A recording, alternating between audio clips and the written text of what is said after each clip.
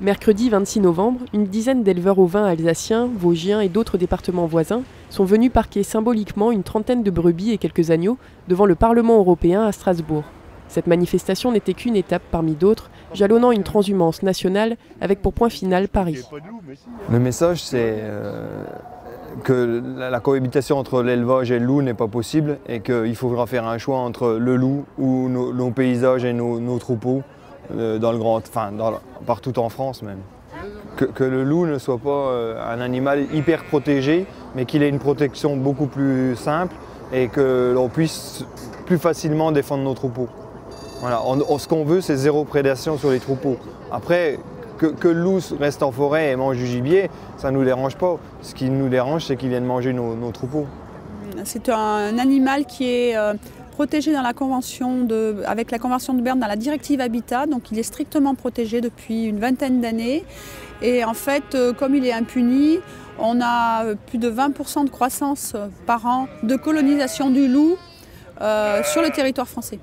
Depuis 2011, année de réinstallation du loup dans les Vosges, Jean-Yves Poirot, éleveur à la Bresse, a subi une cinquantaine d'attaques pour un total de près de 90 victimes. Et malgré les mesures de protection adoptées, clôture électrique, chien patou, aide berger et permis de chasse validés, il n'arrive à éviter les attaques sur son troupeau qui pâture en plusieurs endroits dispersés sur le massif. Parce qu'on a plusieurs lots, il faut être au bon endroit au bon moment et qu'il ne vient pas tous les jours et il n'envoie pas un SMS avant de venir attaquer. Voilà. On a beau se battre comme des beaux diables, on est obligé de faire avec. Enfin, on va peut-être en mourir, ça c'est possible, mais pour l'instant on lutte, quoi, voilà. L'année 2014 n'étant pas encore achevée et toutes les indemnisations 2013 n'ayant pas encore été perçues par les éleveurs, les derniers chiffres en termes de coûts remontent à 2012. Cette année-là, 5500 brebis ont été reconnues victimes du loup dans l'Hexagone, pour lesquelles l'État a déboursé 15 millions d'euros entre les indemnisations, les mesures de protection et la rémunération des agents concernés par ce dossier. Étant donné l'expansion du loup dans les zones dites plutôt sédentaires, on va être obligé de doubler les mesures de protection qui ne vont pas marcher. Je vous donne un autre exemple, un patou pour 200 brebis, un ou deux patots par lot.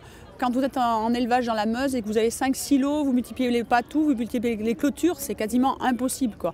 Donc on va se retrouver vers un budget qui va aller en excroissance, passer de 15 millions d'euros à 20 millions d'euros, 30 millions d'euros, on n'en sait rien. Et je pense que les pouvoirs publics doivent regarder on est quand même dans une période de crise, combien ça représente d'équivalent temps plein en infirmière, en instituteur, quoi. D'autant que le loup est capable de s'en prendre à plus gros. Ainsi, en 2012, plus de 250 chèvres, près de 50 veaux, 5 chevaux et 5 chiens en ont officiellement été victimes et du coup indemnisés. Le loup est aujourd'hui répertorié dans plus de 22 départements, et bien qu'il ait été déterminé au niveau national que 24 loups pourraient être abattus en 2014, au jour d'aujourd'hui, seuls 9 l'ont été. Rendez-vous compte, si vous avez un chien, d'imaginer que votre chien, quand vous allez le voir, il est à moitié mangé. Que derrière l'animal blessé, il peut y avoir des incidences aussi pour les autres, le stress des brebis. Lorsqu'il y a une prédation, les brebis elles viennent vers vous, elles sont apeurées, elles sont affolées, elles peuvent se jeter dans un ravin. Psychologiquement, on vit 365 jours avec elles. On les élève, on les aime. Contrairement à ce qu'on peut penser, on est très lié à nos animaux, sinon on ne ferait pas ce métier. C'est la passion du métier. Et on ne peut pas imaginer derrière la souffrance de la brebis, qu'il y a la souffrance de l'éleveur parce qu'on se sent complètement impuissant, on ne peut pas les protéger.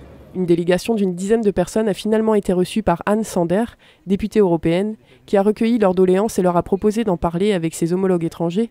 Car au-delà du national, la problématique loup s'impose à tous les pays de l'Union que la bête colonise au détriment de l'élevage.